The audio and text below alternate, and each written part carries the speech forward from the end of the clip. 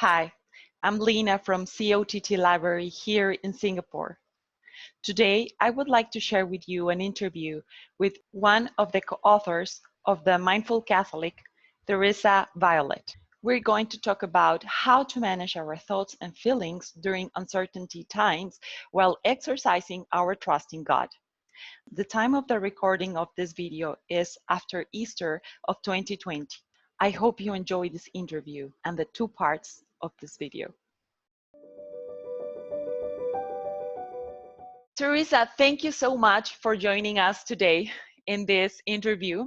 Just a little background about Teresa. She's a licensed professional counselor and she works at the Catholic Psych Institute alongside with Dr. Greggory Bottaro, who is the author of these two wonderful books, The Mindful Catholic and Sitting Like a Saint.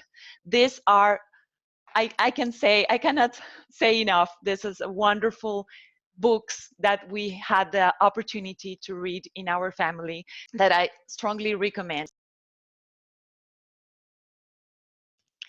Teresa, before we start to talk about mindfulness, could you please share with us more about your work at the Catholic Psych Institute and the heart of how does it works? Yeah, no, thank you. So Catholic Psych Institute is a Catholic mental health institution clinic, and we have 15 members on our staff. So we have a really great mix of psychologists and therapists.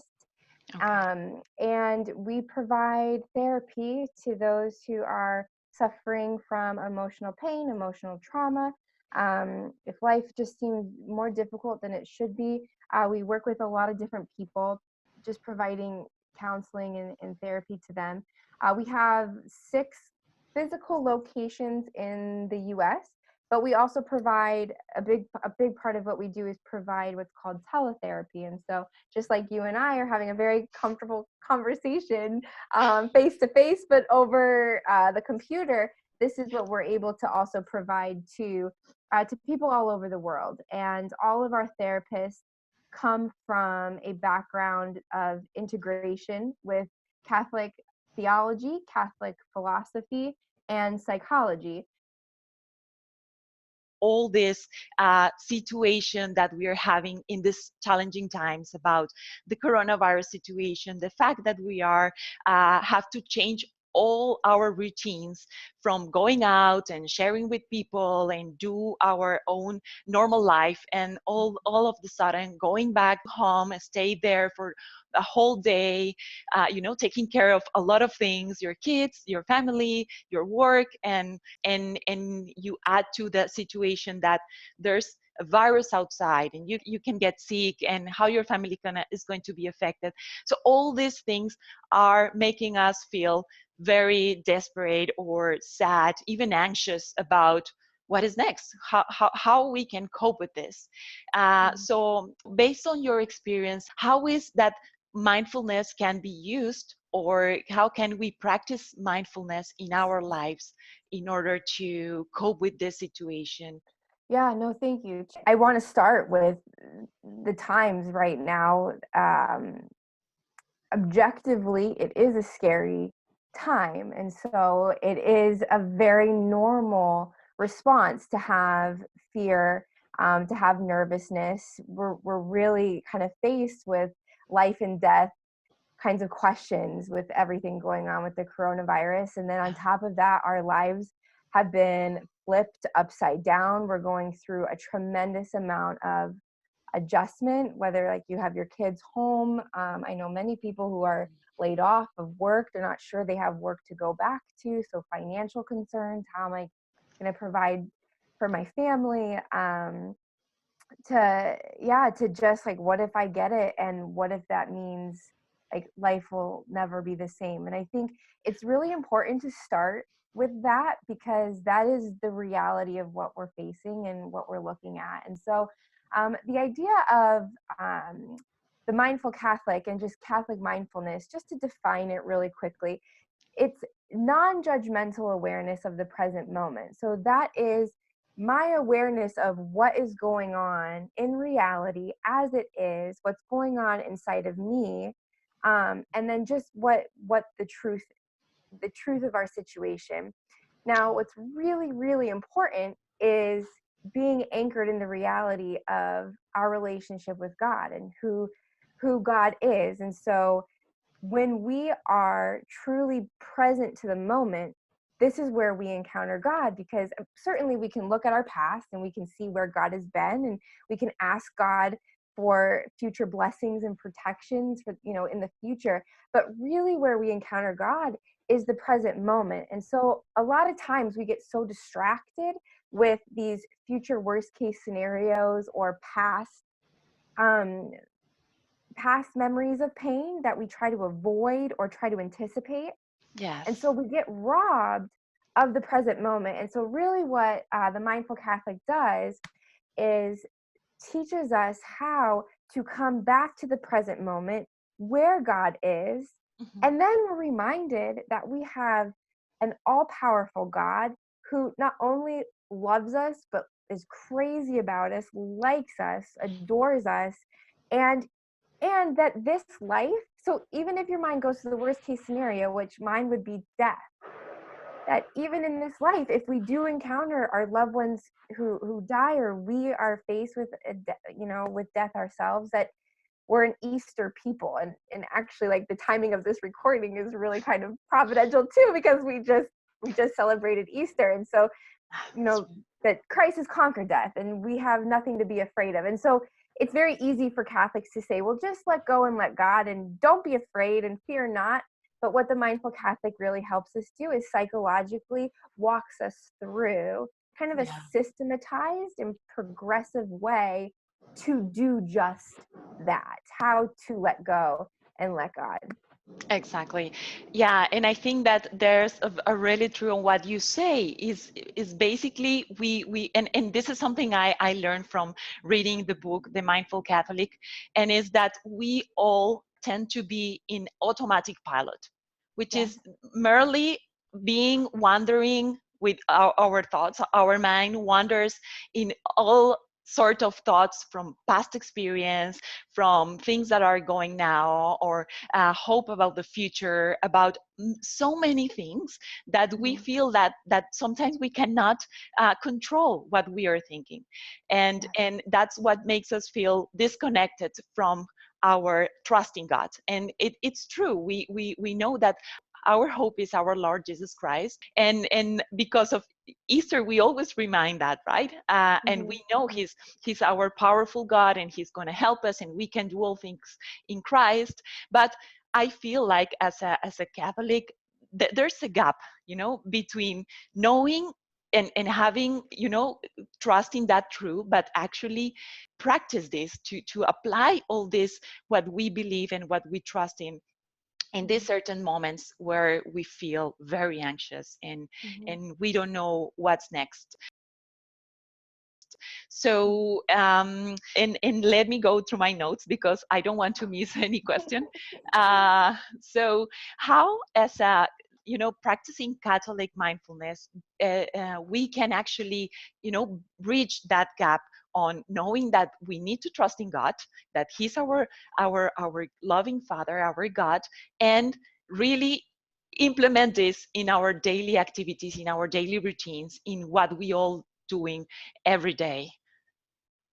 Yeah, no, I think that's a big question, and it's the question, and it's a big question because Yeah. implicitly there's another question here is like, what obstacles get in the way of us being able to trust? So it's very cognitive. We can be very heady of like, well, I know what Scripture says, and I know I just need to trust God, but I have so many emotions in my heart. So there's like the head and heart separation that often happens, and Yeah. and so the place to start is, um, really like, why were we created? We were created to be in relationship with God. And so I think it's a very individual question, asking ourselves, you know what gets in the way of me trusting the Lord? Mhm. And, sometimes we can think God is punishing us. We can think that he's critical. We can think that like he's waiting for us to mess up. And so psychologically, the question is, where in your life or who in your life has given you that message that you might be projecting that onto God? And then that becomes an obstacle to trusting him. And Okay. so it's the first place I would say it's really a kind of a spiritual but psychological question too of, what obstacles get in the way? Why is God, like, who do you say God is? Okay. And then, are you open to maybe having the wrong idea about God and open to actually getting to know him and being receptive to who he is? So in the book we Okay. talk about, you use the language, the doing mind and the being mind, or being mode. This doing mode, which is often automatic, versus the being mode. And the being mode is where we want to get to, because so often the doing mode is, how can I control things? And Mhm. it's God given. We do need to perform and do things. But when it starts to take over our life, such as fear, when we Mhm. are afraid, we get into this automatic pilot of trying to take care of, um, to change and fix problems. And Mhm. so then where we just kind of want to redirect our focus is, okay, there's some things in this life, actually a lot of things in this life we can't control. And Yeah. so how can I, by taking baby steps, begin to risk trusting the Lord? And so there's two parts to it. There's the first part, which is just becoming aware. It's waking up Yeah. to these processes that happen because they're second nature, and they're often outside of our radar. They're kind of a blind spot for us. It's the second nature. We're not supposed to think about it. It just is automatic. And so what we want to do is we want to stop, we want to slow Mhm. our reactions down and kind of evaluate them, observe them, become aware of them, and then begin to do something different in its place. And so that's where, in the Mindful Catholic, that there's these exercises that lead the person through becoming aware of all of the ways they kind of just either don't trust God or try to, like, they're stuck in solving all of these worst case scenarios in their mind, or they're trapped in the past. And it's really the manual override button to be able to get out of the future, out of the past, and be right present in the moment. Because the more we're present in the moment, the more we're face to face with truth. We're not battling the lies and the worries that don't exist. These Mhm. things that we make up in our minds, they don't exist, but only in our mind. And then our body feels as if they're real. And so it creates, like, the imagination is incredible, but it's not sophisticated enough to know that we're not actually experiencing what we're imagining. It's kind of like living a Yes. nightmare but awake. Okay. So it's just really like how we, like, where we begin is just trying to carve out some more time of being reflective, becoming aware of what's going on interiorly. And then the more we're encountering the Lord in a real relationship, the more we're going to be transformed and be like in that truth. And all those fears and lies, they can't exist at the same time when we come face to face with truth. Okay. That's wonderful. I think that we have that opportunity right now, in these times where we are locked down in our homes, where we really have to stay here, and we are kind of reducing the social interaction. So we have more time to be with ourselves, right? Mhm. More time for us.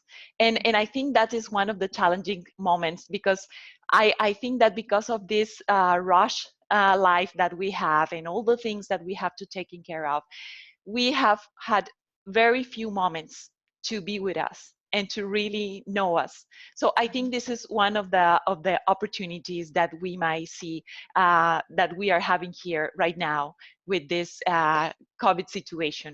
And but some of us might be fearful about that, like how can I how can I address that? How can I really understand and put in practice all this mindfulness exercise?